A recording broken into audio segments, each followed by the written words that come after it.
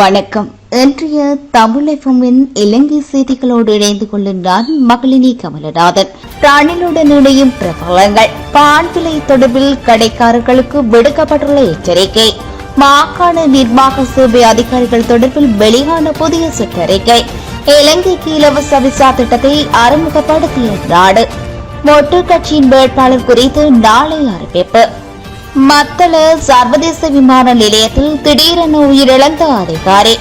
Police மா அதிபர் விவகாரம் ஜனாதிபதி தேர்தலை குழப்பாது. குவியும் முறைப்பாடுகள். தமிழர்கள் மாத்திரமே ரணிலுக்கு வாக்களிப்பார்கள். இனி வருவன விரிவான செய்திகள். முன்னாள் ஜனாதிபதி மஹிந்த ராஜபக்ச, அமைச்சர் சுசில் பிரேமஜயந்த மற்றும் ஜனாதிபதியின் பணிப்பாளர் பிரதானி ஜாகல ரத்நாயக்க ஆகியோருக்கு இடையில் நேற்று விசேட சந்திப்பு இடம்பெற்றுள்ளது. விஜயராம பிரதேசத்தில் உள்ள முன்னாள் ஜனாதிபதியின் உத்தியோகபூர்வ இல்லத்தில் இந்த சந்திப்பு இடம்பெற்றுள்ளது. எதிர்வரும் ஜனாதிபதி தேர்தலில் ஸ்ரீலங்கா பொதுஜன பெரமுனவின் ஆதரவை ஜனாதிபதி ரணில் விக்ரமசிங்கவுக்கு பெற்றுக் கொடுப்பது தொடர்பில் சுசில் பிரேமஜயந்த மற்றும் ஜாகல ரத்நாயக்க ஆகியோர் மஹிந்தவுடன் கலந்துரையாடியதாக தெரிவிக்கப்படுகிறது. இதன்போது திங்கட்கிழமை கட்சியின் அரசியல் குழுவுடன் கலந்துரையாடி தனது முடிவை அறிவிப்பதாக முன்னாள் ஜனாதிபதி மஹிந்த ராஜபக்ச குறிப்பிட்டுள்ளார். இதேவேளை ஸ்ரீலங்கா பொதுஜன பெரமுன கட்சியைச் சேர்ந்த அதிகளவான நாடாளுமன்ற உறுப்பினர்கள் ஜனாதிபதி ரணில் விக்ரமசிங்கவுக்கு ஆதரவு தெரிவித்துள்ளமை குறிப்பிடத்தக்கது. பால் விலையை காட்சிப்படுத்தாத கடைக்காரர்களுக்கு எதிராக சட்ட நடவடிக்கை எடுக்கப்படும் என நுகர்வோர் அதிகார சபை தெரிவித்துள்ளது. 450 கிராம் பானின் விலையை 10 ரூபாவினால் குறைக்க நடவடிக்கை எடுக்கப்பட்டதைத் தொடர்ந்து இந்த எச்சரிக்கை விடுக்கப்பட்டுள்ளது. இது தொடர்பான சோதனையை மேற்கொள்ளுமாறு புலனாய்வு திணைக்கள அதிகாரிகளுக்கு பணிப்புரை வழங்கப்பட்டுள்ளதாக நுகர்வோர் அதிகார சபை தலைவர் சுட்டிக்காட்டியுள்ளார். மேலும் ஜனவரி தொடக்கம் இதுவரையான காலப்பகுதியில் சட்டப்படியான இடை மற்றும் அளவீட்டு உபகரணங்களை சோதனையிட்டதில் 210 பேருக்கு எதிராக சட்ட நடவடிக்கை எடுக்கப்பட்டுள்ளதாகவும் தெரிவிக்கப்பட்டுள்ளது. இலங்கையின் பொது சேவை ஆணைக்குழு மாகாண நிர்வாக சேவை அதிகாரிகள் தேசிய சேவையில் இணையான பதவிகளுக்கு உள்வாங்குவது தொடர்பான புதிய வழிகாட்டுதல்களை வெளியிட்டுள்ளது.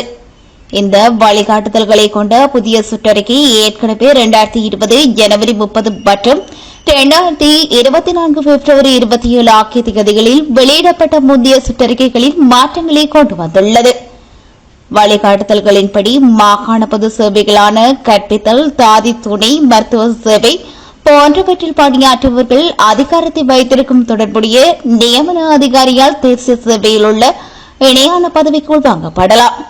இவற்றோடு புதிய வழிகாட்டுதல்களின்படி உயர்தர பரீட்சையில் மதிப்பெண்ணின் அடிப்படையில் மாகாண சேவையில் ஆட்சேர்வு செய்யப்பட்டிருக்க வேண்டும். அத்துடன் இடமாற்றம் கோரும் பணியாளர்கள் ஒருவர் மாகாண சேவையில் தற்போதைய பதவிக்கு ஆட்சேர்வு செய்வதற்கு சம்பந்தப்பட்ட அமைச்சின் கீழ் அறிமுக பயிற்சியை பெற்றிருக்க வேண்டும் என மேலும் தெரிவிக்கப்பட்டுள்ளது. ஸ்ரீலங்கா பொதுஜன முன்னணியின் ஜனாதிபதி வேட்பாளர் யார் என்பது குறித்து நாளைய தினம் அறிவிக்கப்படும் என கட்சியின் தலைவர் மஹிந்த ராஜபக்ச தெரிவித்துள்ளார். தற்போதைய ஜனாதிபதி ரணில் விக்ரமசிங்கவுக்கு ஆதரவளிக்க வேண்டும் என தீர்மானிக்கப்பட்டால் அவருக்கு பூரண ஆதரவு வழங்கப்படும் என மஹிந்த குறிப்பிட்டுள்ளார். எதிர்வரும் ஜனாதிபதி தேர்தலில் போட்டியிடும் கட்சியின் வேட்பாளர் யார் என்பது குறித்து இறுதி தீர்மானம் அறிவிக்கப்படும் எனவும் அவர் கூறியுள்ளார். ஸ்ரீலங்கா பொதுஜன முன்னணியின் சில உறுப்பினர்கள் வேறு வேட்பாளருக்கு ஆதரவளிப்பதாக அவர்களுக்கு தேவையான சுதந்திரத்தை வழங்கினால் எதிர்காலத்தில் அது பிரச்சினையாக உருவாகாது என மஹிந்த குறிப்பிட்டுள்ளார். இதேவேளை மொட்டு கட்சி வேட்பாளர் ஒருவரை பெயரிடாதிருக்க தீர்மானிக்கப்பட்டுள்ளதாக கட்சி வட்டார தகவல் தெரிவிக்கின்றன.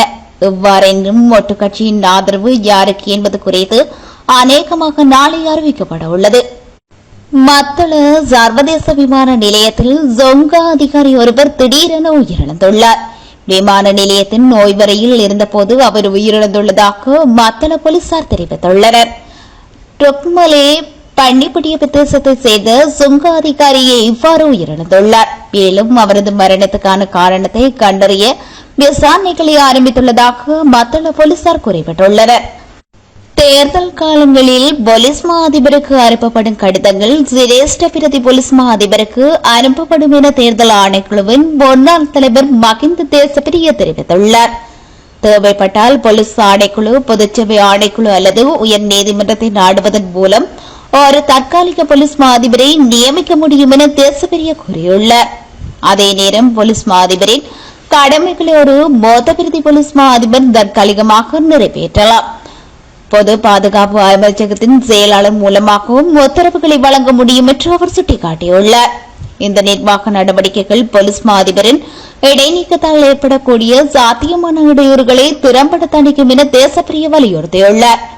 இந்த நிலையில் உயர்நீதிமன்ற தீர்ப்புகளின் சட்டப்பூர்வ தன்மையை கேள்விக்குள்ளாக்கும் சம்பவங்கள் மற்றும் வாதங்கள் தனிநபர்களின் உரிமைகளை குறைமதிப்புக்கு உட்படுத்துகிறது என்றும் குறிப்பிட்டுள்ளார். எனவே சவால்களுக்கு மத்தியிலும் ஜனாதிபதி தேர்தல் நடைபெறும். அத்துடன் தமது தொழில்முறை கருத்தின்படி போலீஸ் மா அதிபரை சுற்றியுள்ள பிரச்சினை தேர்தலை நடத்துவதற்கு தடையாக இருக்காது என்றும் அவர் சுட்டிக்காட்டியுள்ளார். ஜனாதிபதி தேர்தலில் தமிழர்கள் மாத்திரமே ரணில் விக்ரமசிங்கவுக்கு வாக்களிப்பார்கள் எனவும் எமக்கு சாதகமாகவே அமையும் என ராஜபக்ச ரஷ்யாவுக்கான இலங்கையின் முன்னாள் தூதுவர் உதயங்க வீரதுங்க தெரிவித்துள்ளார். ஜனாதிபதி தேர்தல் தொடர்பில் ஊடகவியலாளர்களின் கருத்து தெரிவிக்கும் போதே அவர் மேற்கொண்டவாறு கூறியுள்ளார். இது தொடர்பில் அவர் மேலும் தெரிவிக்கையில், அரசாங்கத்தில் அமைச்சு பதவிகளை வகிப்பவர்கள் மாத்திரமே ஜனாதிபதி ரணில் விக்ரமசிங்கவை ஜனாதிபதியாக வேண்டும் என்று குறிப்பிட்டுக் கொள்கின்றார்கள். 2022 ஆண்டின் நிபந்தனைகளின் அடிப்படையிலே ஐக்கிய தேசிய கட்சியின் தலைவரான ரணில் விக்ரமசிங்கவை ஜனாதிபதியாக தெரிவு செய்தோம். இந்த 2 ஆண்டு கால பகுதியிலும் பொதுஜன பெருமின் ஒத்துழைப்பை எந்த ஜனாதிபதி தேர்தலை பெற்றுக் கொள்ளும் நோக்கில் அவர் செயற்பட்டார்.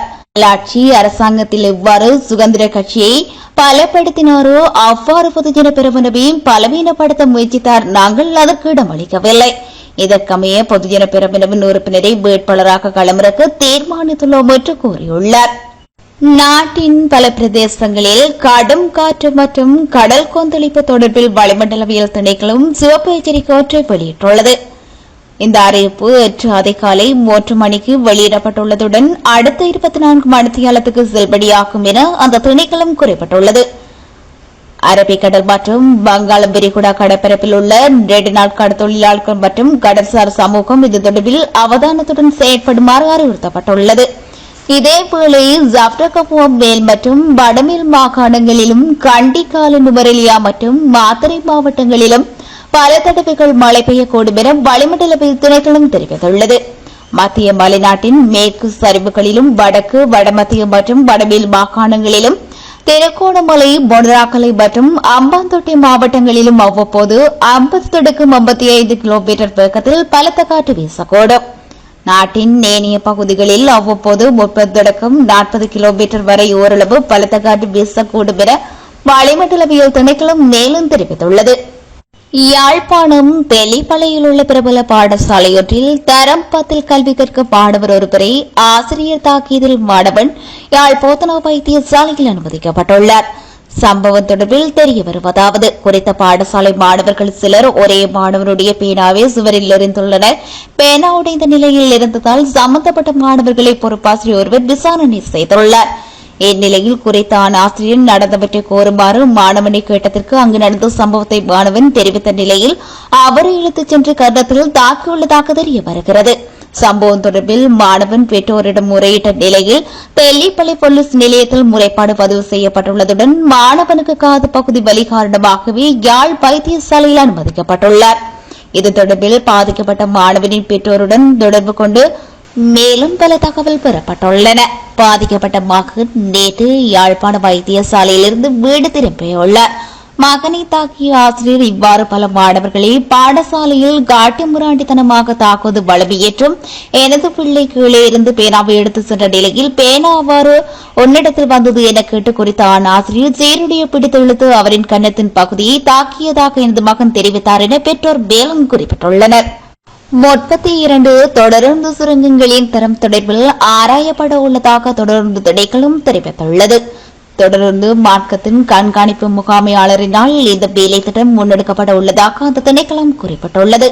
இதற்கமைய மலையக தொடர்ந்து மார்க்கத்தின் நாவலப்பட்டியிலிருந்து பதுளை வரையான தொடர்ந்து சுரங்கங்களின் தரம் ஆராயப்பட உள்ளன. இதன்படி தொடர்ந்து சுரங்கங்களில் காணப்படும் நேர்கசிவு, தொழில்நுட்ப கோளாறுகள், வெடிவு போன்ற விடயங்கள் தொடர்பில் கவனம் செலுத்தப்பட்டு அவற்றை நிவர்த்தி செய்வதற்கு நடவடிக்கை எடுக்கப்பட்டுள்ளன.